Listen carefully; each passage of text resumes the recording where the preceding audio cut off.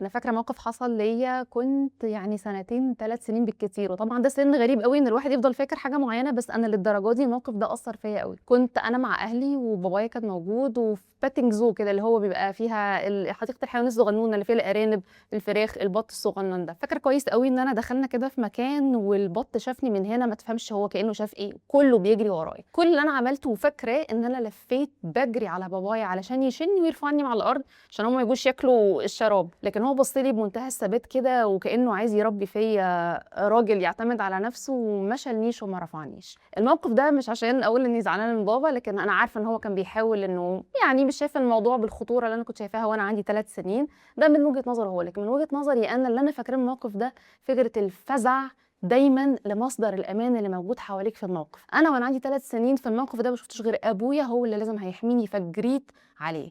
لكن النهارده أنا بابايا مات، ولو عايزة أجري على حد دلوقتي في البشر، اتعلمت إن البشر هيختفوا، يا إما بالموت زي ما بابايا مات، أو إن هم مش موجودين أو مش فاضيين أو مش فاهمين. الثابت الوحيد في حياتي هو ربنا سبحانه وتعالى، باحمد ربنا دايمًا على كل لحظة هو فكّرني بيه، إن في أي وقت أكون خايفة أجري عليه هو وبس.